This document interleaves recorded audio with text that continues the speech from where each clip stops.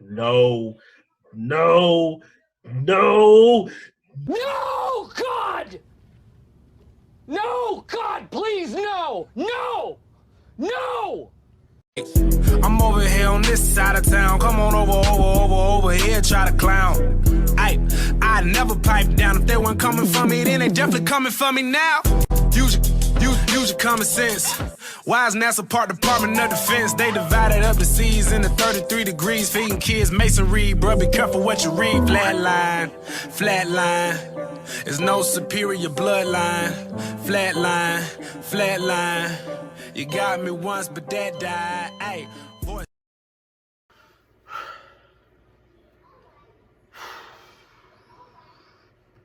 Trolls, YouTube. It's Logan Oren here, and I hate to have to make this video, but I've got to.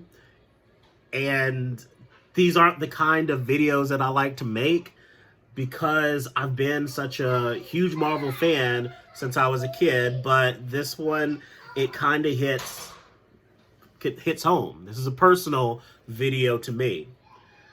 Now, all of you, or most of you, have read or you know about the announcement that came out a few days ago about Marvel and the New Warriors, and I've got to talk about it. So if you think about the Guardians of the Galaxy, and they were very popular when the movies came out. They were a very popular group. Everyone loved them. But if you thought back to or asked anyone who was a comic book fan, and if someone ever came up to you and said, "Hey, I was a Guardians of the Galaxy fan. I was always a Guardians of the Galaxy fan," you would have to look at them and say, you're full of it, because there really isn't any such thing as a Guardians of the Galaxy fan. No one really cared about them. And it's kind of hard to understand why they lasted for so long, and then even put that property into the MCU phases to make movies about. I just don't understand it, and people don't understand it. And that's why it was such an anomaly that it was able to be successful, because no one cared about that comic when it was written and in its original, early times. But like I said, this video kind of is personal to me because I'm a New Warriors fan, and I've always been a New Warriors fan. So to hear what they're doing with these characters now, it is beyond me, and it hurts, and it's very, very distressing to realize that that's what they're doing to my favorite superhero group. Now, when this group came out, it's hard to really explain, and I can't really remember what brought me to this group. It was so long ago, but I just remember that the characters were cool. And think back to that, because if you watch the trailer, I thought that they were cool characters. And I thought that they were a diverse group, but the diversity wasn't what brought me to being a fan of this comic. I just love the different power sets that they had as far as the characters. And there were some New Warriors that I didn't like. I really wasn't a fan of Silhouette. But if for the diversity lovers, she should have been a perfect character because she was a disabled person. So there was a lot of diversity. That's not what brought me to it. My favorite member in the group was Speedball, and I've got a friend who he's a DC fan, but he knows a lot about Marvel, but DC is his kind of thing. But he always rags on me because whenever I bring up the New Warriors, he always laughs because of Speedball. Because if you think of it, he kind of has a weird power, and it might seem useless, but Speedball is a very powerful character. But I loved him. He was my favorite one. I loved his personality. I loved his power set. I loved everything that had to do with Speedball. Next you had was Night Thrasher, and that was my second favorite. And it wasn't because he was black. That's not what I liked about Night Thrasher. It was because he was relatable. If you think about why people love Batman, most likely I'd have to say that it's because he's relatable, because he doesn't have any powers. And so if you were able to amass the kind of wealth and resources that Bruce Wayne had, then you could be able to be Batman. And Night Thrasher to me was Marvel's Bruce Wayne, was Marvel's Batman. He didn't have any powers. He was very wealthy. His parents died. There's so many parallels of the two characters that he is like that. But not only is that the case, because really I don't like superheroes that don't have powers. And that's really why I don't really care that much about Batman, because he doesn't have any powers, but he is a great fighter and he is great at what he does. He's very intelligent. And so it's very weird that I am a fan of Night Thrasher when he doesn't have any powers. But one thing that really brought me to him was of the skateboard. And back when I was a kid, skateboarding wasn't popular, but if you were in a specific, the right kind of social circle, then skateboarding was cool. It was what it was all about. And so a lot of my friends were really into skateboarding, and I was into skateboarding. So here we've got a character who's just so cool, and he's relatable, and he rides a skateboard. So that made me gravitate towards him. And it was definitely one thing that I really enjoyed about this particular comic and this group. And so, I am a huge New Warriors fan. If you go back, so, here's some of the comics that I had. These were like some of my old comics that survived the purge of me growing up. And, so like this was the New Warriors when they had like, I guess I can't really go into detail, but this was one of the older comics, but this was after Rage joined, and he was a part of the group. I have some of your original, like this was my favorite story arc of the New Warriors, and I have that particular story, that series, that whole series. And then you had, so this group, this story arc was when they were fighting Sonics, which was kind of like a experimental group of superhumans where they got their powers through, I guess, scientists, some scientific people, whatever.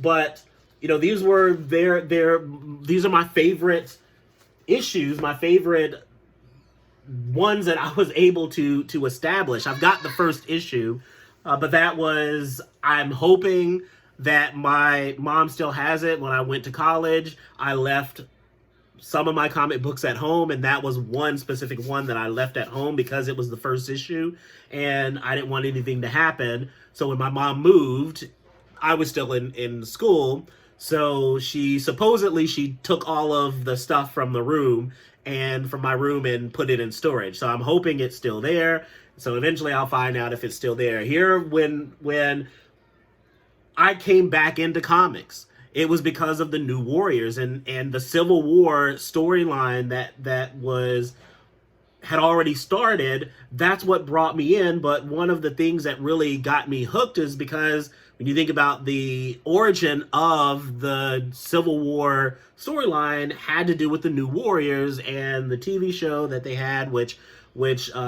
caused the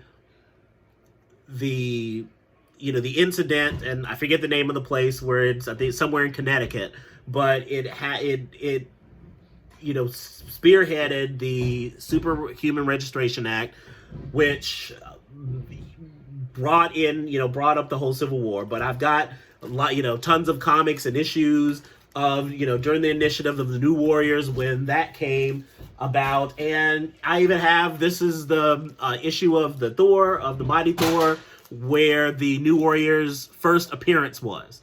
And this is one of my favorite comics, and I, of course, I read this issue before the New Warriors, you know, came out. So this was one of those things that allowed me to really be excited about the New Warriors.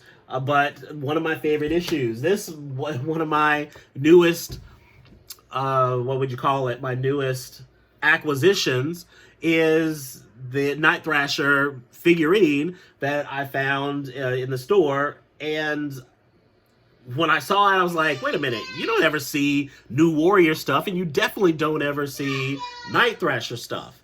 And so I saw it in the store, and I was going through a divorce, and I had to make a decision. What am I going to do? Am I going to spend the money on a Night Thrasher figurine, or am I going to have food on my table?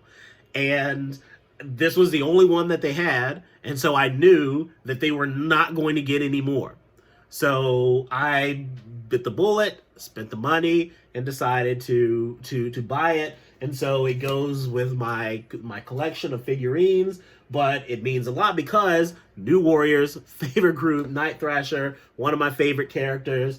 And so it's, you know, I'm a true New Warriors fan. I'm not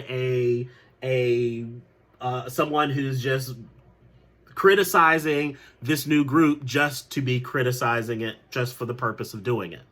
So how do I feel about this new trailer? First, let's go through the trailer and let's go through it and let's get my opinion on it. I've already seen it, so this isn't a reaction, and I hate reaction videos, and I wanted to do a reaction. I thought that after I saw it, I wanted to kind of do a reaction, but I didn't because, one, I hate reaction videos and they're just stupid because you get stupid stuff like just things that it's just not my cup of tea.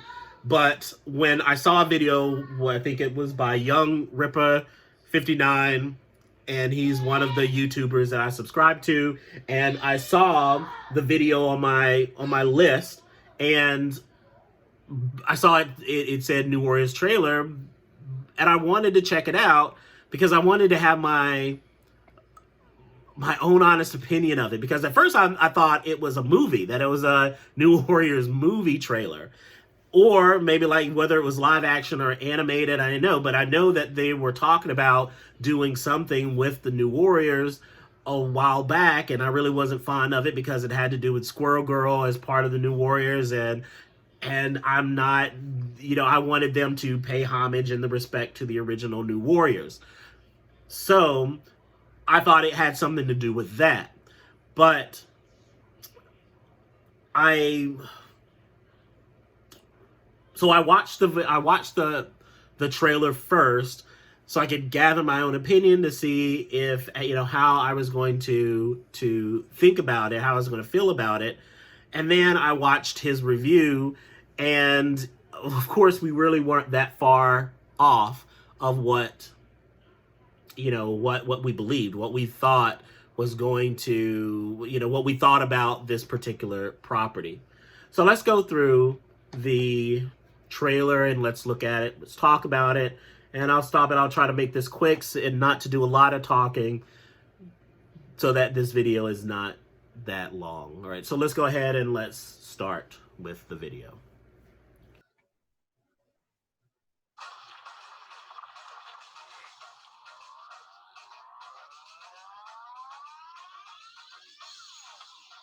My name is Daniel Kibblesmith, and I am the writer of New Warriors 1. I got interested in the New Warriors later. I remember seeing them on the shelf when I was a kid, picking up comics in the 90s, and just feeling like they were too cool for me.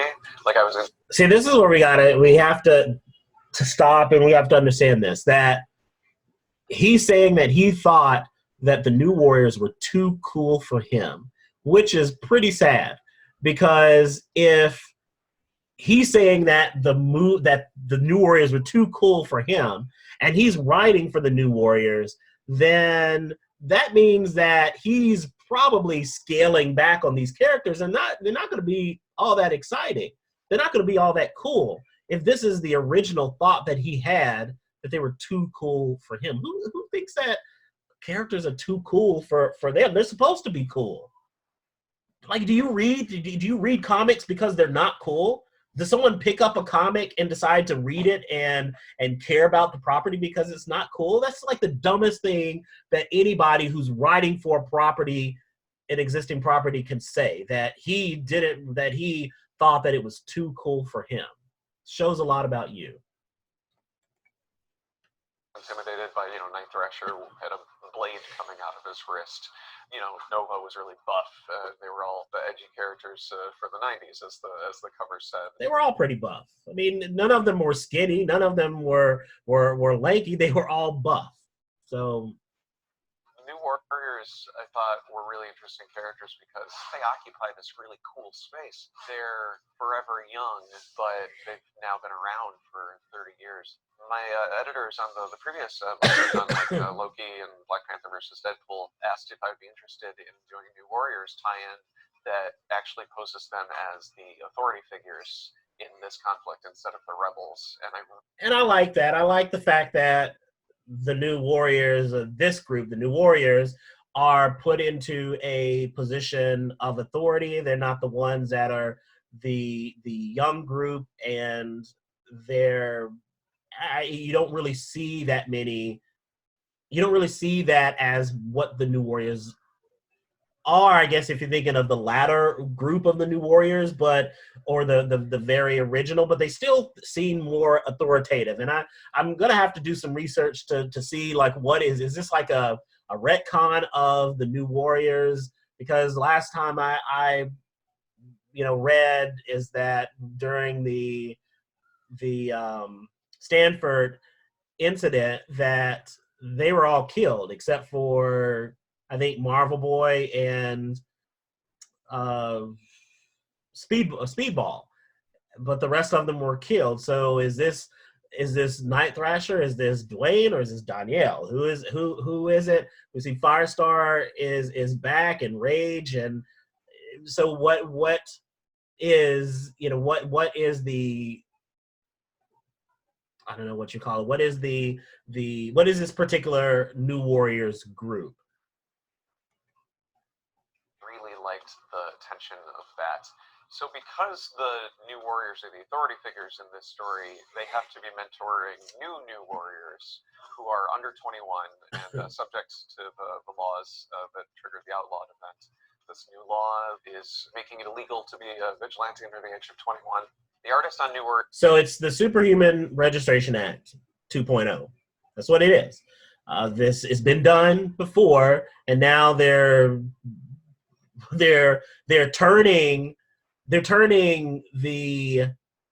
tables so that now it's like an issue of age, so that the young folk are the ones who are oppressed and disenfranchised. So now we've got to look out for the young folk. We've got to bring them up. We have to show that they're worthy.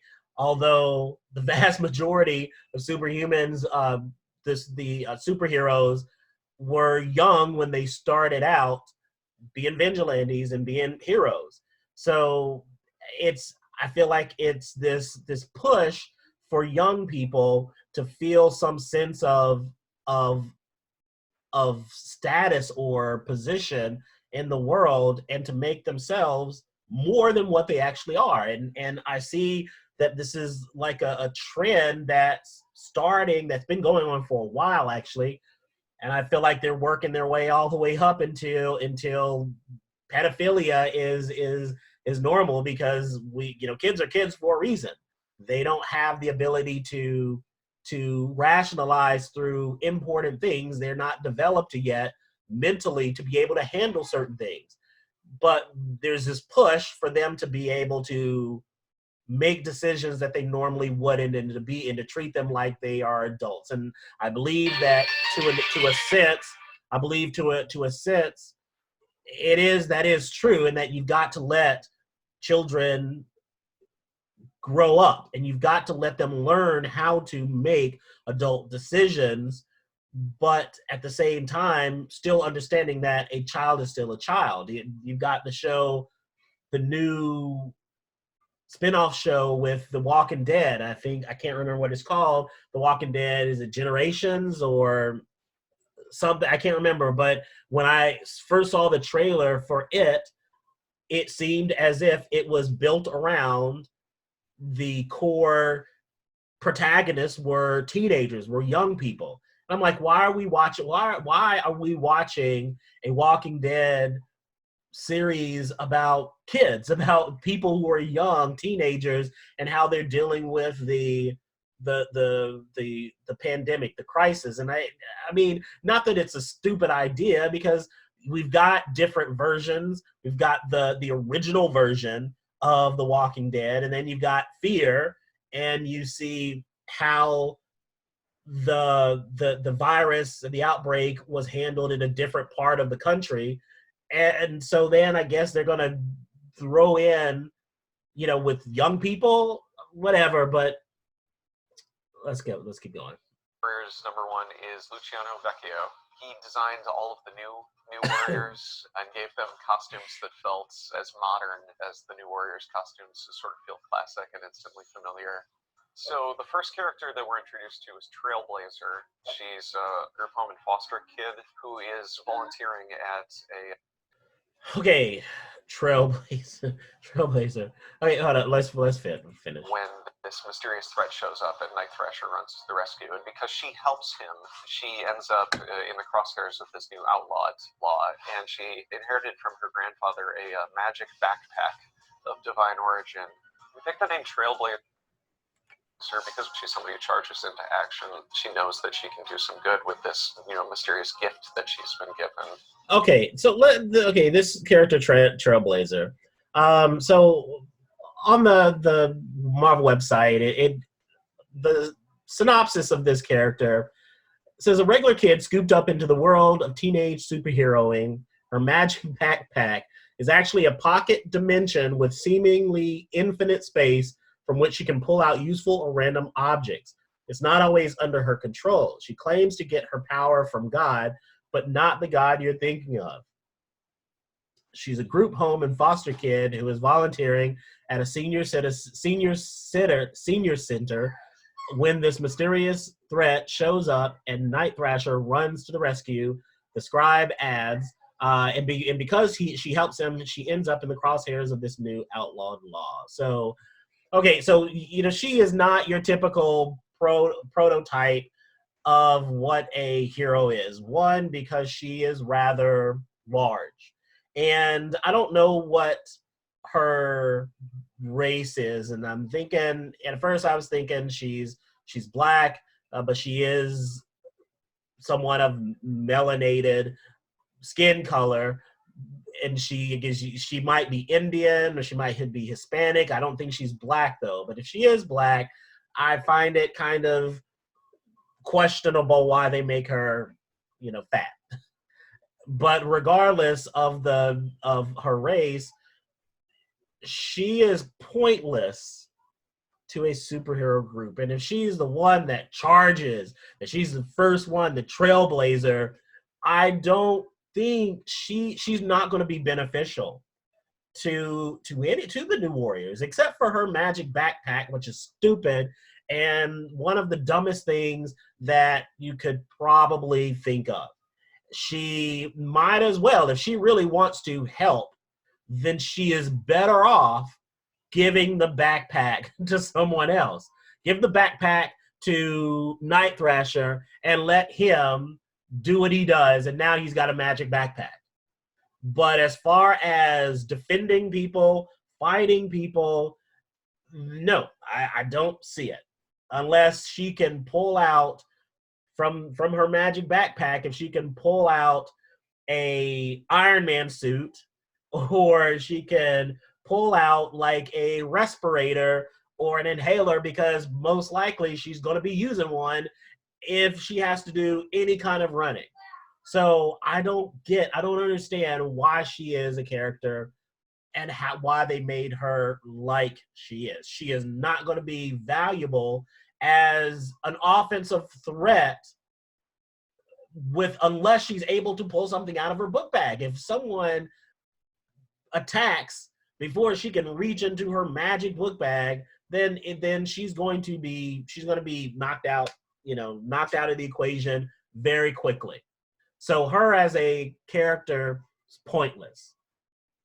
Trailblazer. Screen time is a internet kid taken to its sort of logical conclusion.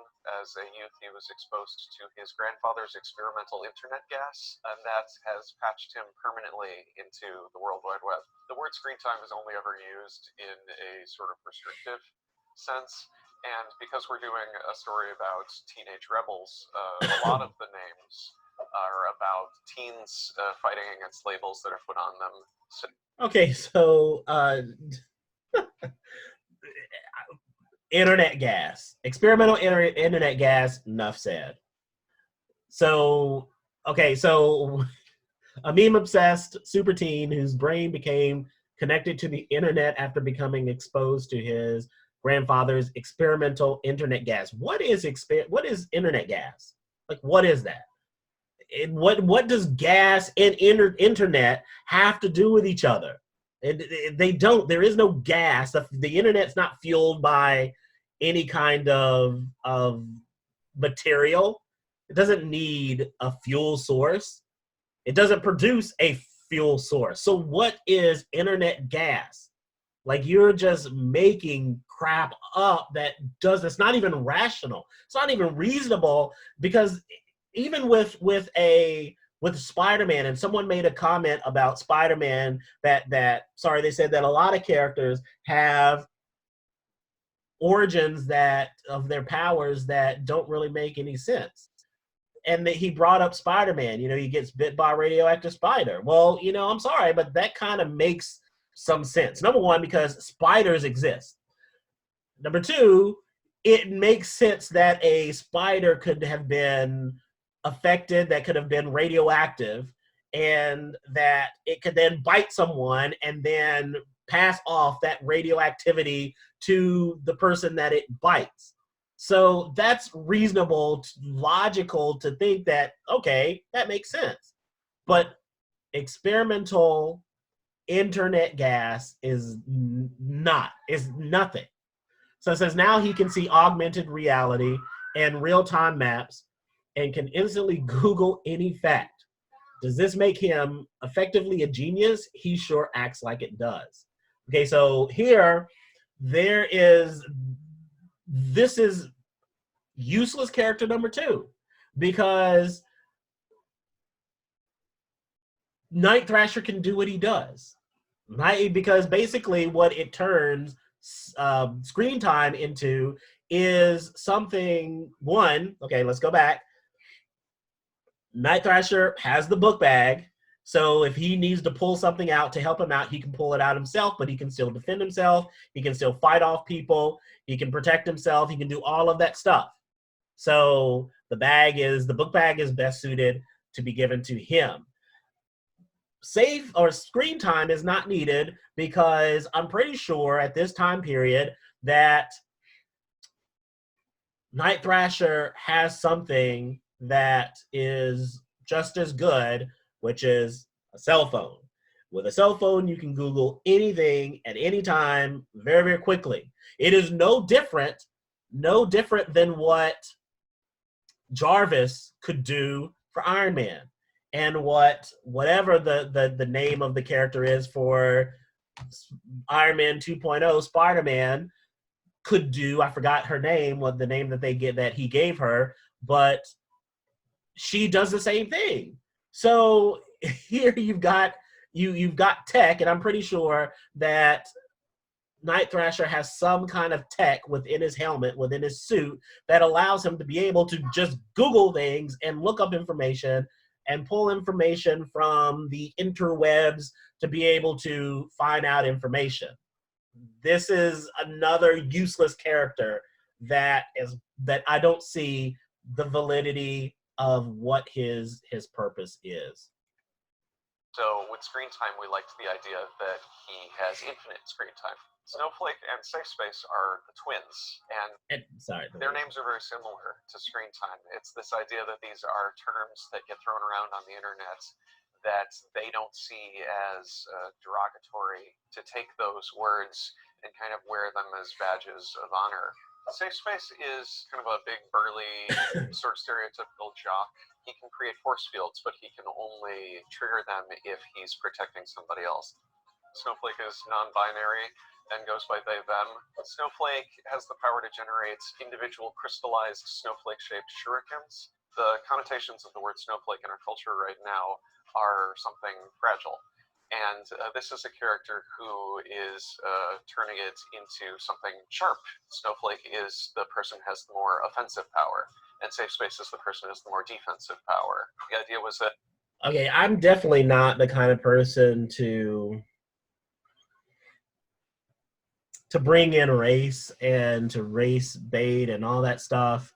But I just kind of have to wonder, like, why whoever designed this character, number one, it says that he is a typical jock, that Safe Space is a typical jock. And one, you know, when it comes to the name Safe Space, I'm not really all mad at that name, although I know where it comes from and I know the essence behind the names, the word Safe Space. But, you know, he says that he's a typical jock. And I don't recall seeing jocks like that. I don't. I was a jock. So when I was in high school and college, so I don't recall ever looking like that. Now, if they just mean that he was a jock in the sense that he's just a big muscular guy, and then that's it, that's the only thing that's jock about him. But as far as everything else, I then have to then bring the race and pull race cards and things like that and ask, why did you make the black man, the big black guy, effeminate? Why did you have to effeminize him? Out of all the other characters at a screen time, you could have made him effeminate. The vampire guy, B negative, you could have made him effeminate, but you chose to do what everyone has been doing for a long time, is making the black man effeminate and turning him into basically a sissy. Because I don't know of any jock masculine men that goes around just wearing pink. And not the fact that they're wearing pink, but they're wearing pink, they have pink hair, they have pink eyes or pink pupils, and pink earrings. And as a black man, I'm just supposed to be able to sit back and say, of course, there's no agenda there. There's no agenda to make this big, strong, muscular black man into a little girl who's wearing pink. And I just don't see it. And the only men that wear pink are the ones who are trying to show how tough they are by wearing pink, because they think that their toughness negates the fact that they're wearing an effeminate color.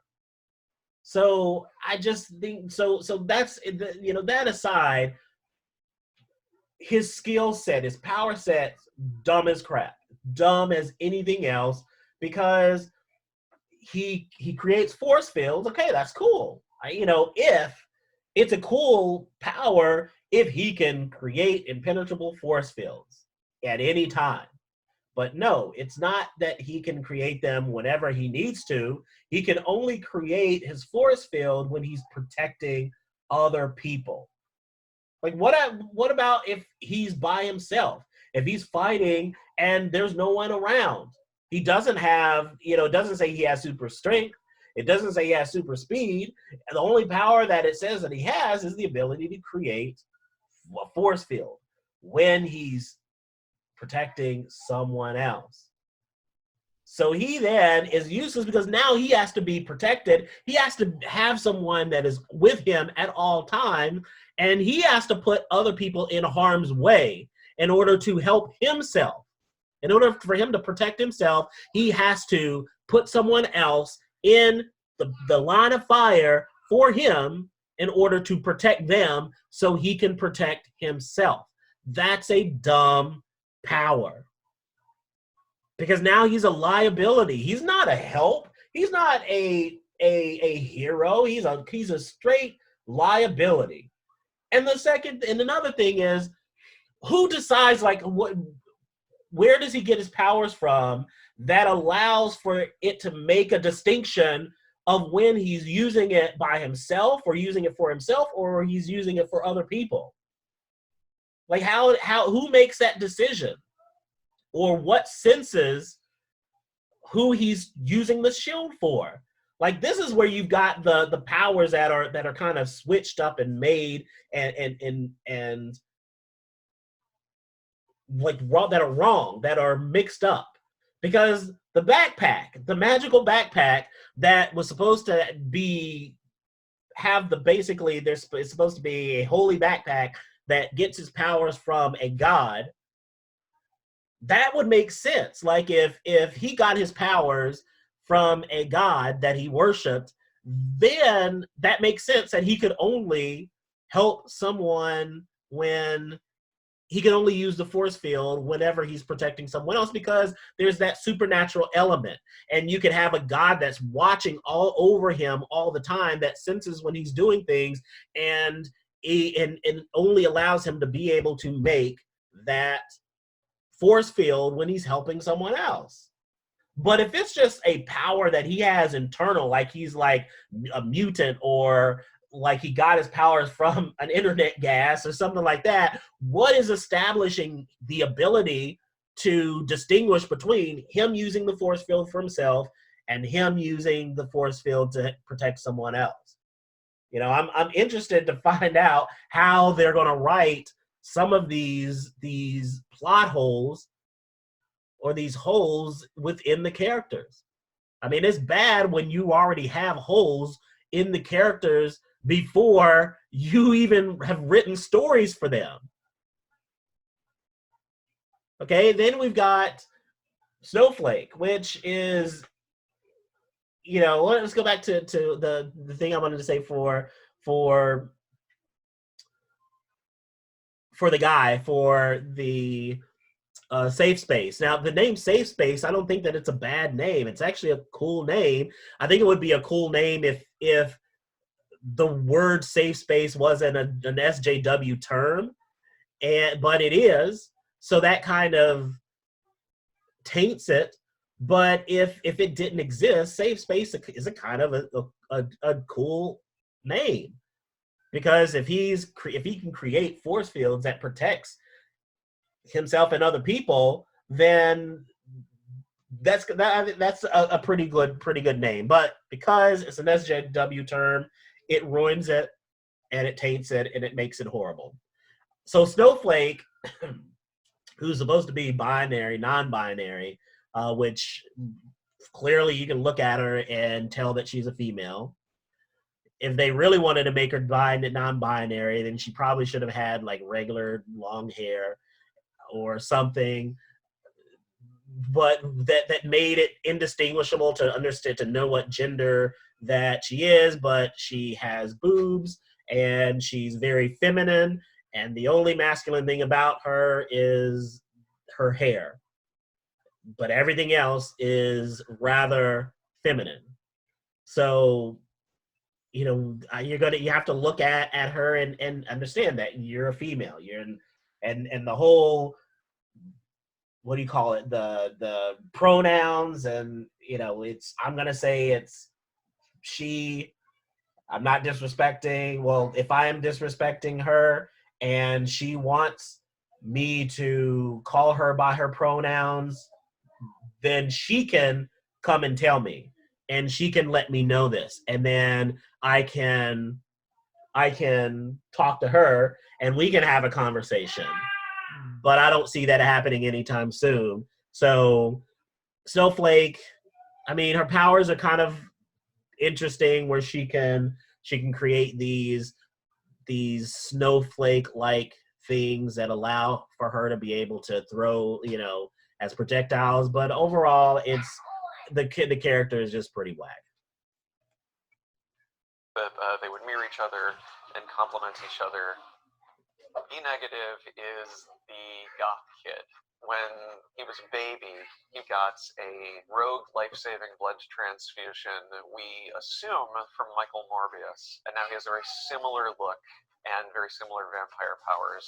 B Negative also is obviously... Okay, this I'm not really understanding the whole thing, because he got his powers from a rogue but life-saving medical procedure where he got his blood from Morbius.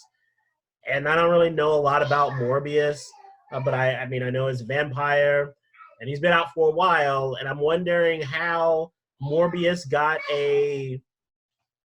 how his blood was collected to be able to donate for a blood transfusion. Like, how did people get blood from Morbius? Is this person who is this person B Negative? Is he a relative of Michael Morbius? Is he a friend of him? How are we getting Morbius's blood in order to have a transfusion? Like, that's the part that makes the most sense. So it's just kind of just ridiculous that these characters, they're silly, and I don't even a lot of people say that they like B Negative. I think he's just a stupid character as well. And I mean, he's not as bad as the rest of them, but he has his quirks. So I look at these characters and I cringe and I cry. So I look at this as straight disrespect, and I'm disheartened because this is my group. And if this was just a group that the New Warriors were just training to then throw out to the wolves to make them heroes, that would be one thing. But if these are supposed to become the New Warriors, that they're supposed to take over the mantle in the name of the New Warriors, it's just disrespect. It's disrespect to the fans. It's disrespectful to even the creator of the New Warriors, and it's also disrespectful to the characters themselves, even though they don't exist. It's disrespectful to them, because at no point in time would they see these people as like worthy or legitimate to be able to go out and fight crime. Like, who as smart as Dwayne or Danielle or whoever it is supposed to be, and as formidable of a warrior as Namorita or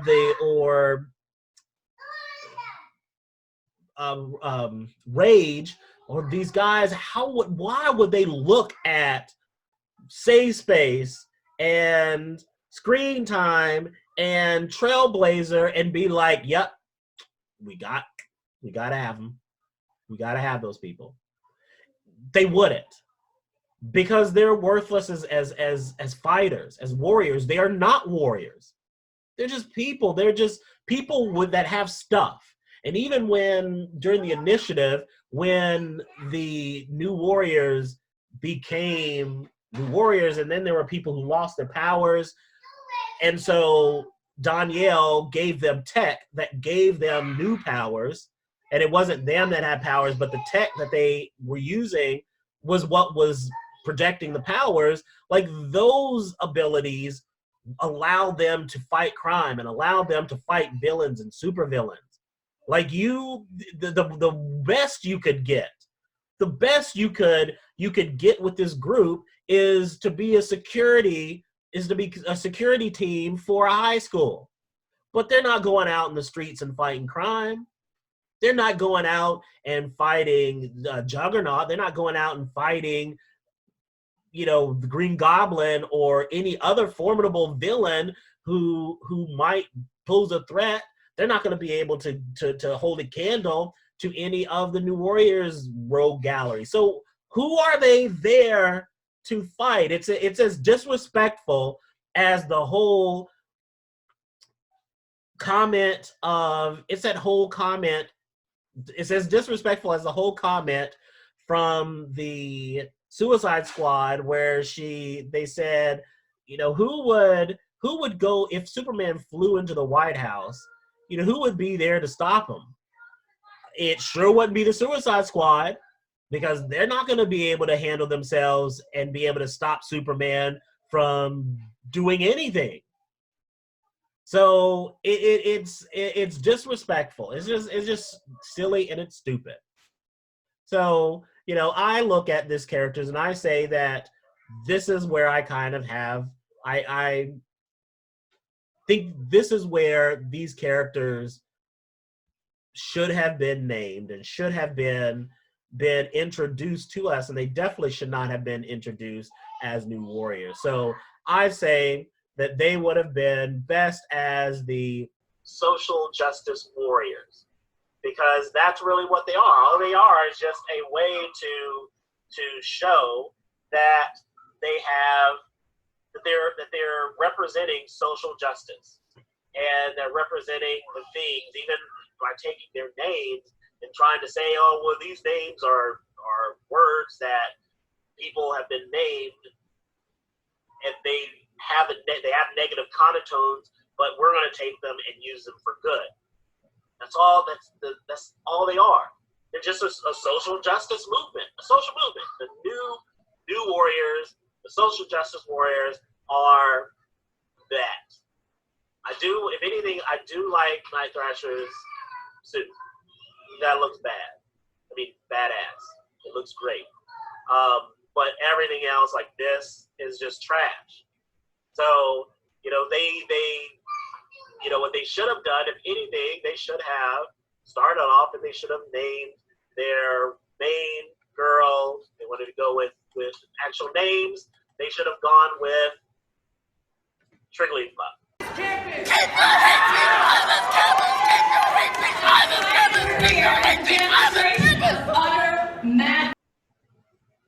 And because if they really want to take words that had negative connotations to them and then make them positive, I can't see any other thing to relate to this particular character, Trailblazer, as to name her Trigglypuff, because that is exactly who she would be in the social justice movement. So the next character, instead of calling him screen time, I would call him thin privilege, because he doesn't look like he would be able to do anything but just get his butt beat up and down the street. You know, this is, I don't see any kind of strength, any kind of ability to fight. Can he fight? We don't even know. Is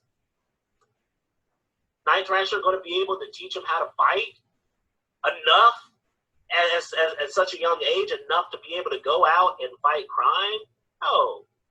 I mean, it's just stupid as the character is and his powers are. It's just ridiculous. I mean, you know, internet gas. I mean, at least tie it into something like Wi-Fi, or because that makes sense. Like, there was a Wi-Fi, you know, new Wi-Fi experimental Wi-Fi device, and he gets caught in a lightning storm, and you know, he's combined with his brain and the internet. Like, that makes more sense and would not sound as stupid. But a internet gas is stupid. So I don't know what else to say. It's stupid. So next, we've got, instead of be negative, I would call him woke.